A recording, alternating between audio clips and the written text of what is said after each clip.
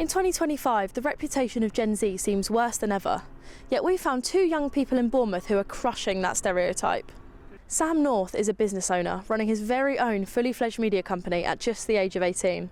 So I started the business about 4 or 5 months ago. I did 66 Media. I originally done videography and photography for around 2 years, and up until then I decided to just fund my own business and go from there. So I was originally employed, as a bicycle mechanic and unfortunately I got let go from my job with that, and I was kind of at a lost point. I didn't really know what I wanted to do or where I wanted to go forward. So I thought to myself, what's one thing that I've always been quite good at and one thing that I could make a career out of?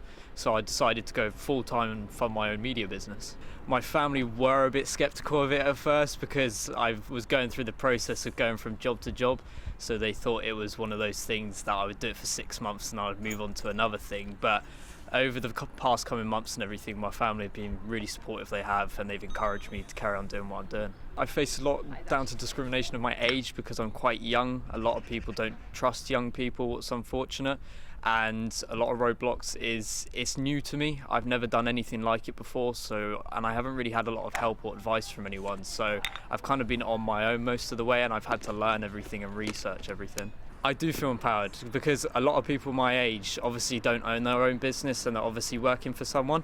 And one thing being owning your own business at such a young age, you have this responsibility and you somewhat feel proud of yourself because obviously not a lot of people are doing it. Sam looks to pave the way for more young business owners and prove that you can start your own company at any age. Another incredible young person from Bournemouth, Lois Miller, is in the process of publishing her first fantasy novel, Don't Fear the Fire, at just the age of 19. Well, I was always really into reading as a kid. I read the Harry Potters by the age of 9, just loved reading, and I was always fascinated by fantasy. It was really interesting to me to create your own world, and it was a real good way for me to escape what was the world at the time. I think when I was 16, I just had an idea and I just went, I'm going to do it. And I just that's what I focused on constantly. Evenings, mornings, any time that I had spare moment in the day, I would be writing. I was really struggled with depression and anxiety, and the world at the time wasn't the most exhilarating place with the COVID lockdowns, and there was a lot of negative news, and I needed a way to escape the thoughts that were kind of in my own brain and the reality that was at the time. So I just created a different world that I could just go to without any complications, and I could kind of make it my own. When I started the querying process, I was very anxious to put my age because most agents would be like, she's 19, she doesn't know what she's doing.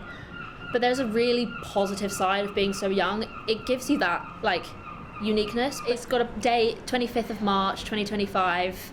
It's available to pre-order now on Amazon and Waterstones. And it's just crazy how it's suddenly come around so quickly. It's absolutely surreal because I started, like I said, at 16 with no intention of publishing. And it's been the help from others that's really given me the confidence at such a young age to put myself out there. It is crazy to see your face on the front of not the front, but on the cover of an article or something. It's quite oh my goodness. And people at work come up to me and be like, I've seen your article, this is amazing. It is so cool, but scary at the same time. Sam and Lois are two great examples that being young doesn't mean that you can't begin your life's career. Ruby Dunaway reports.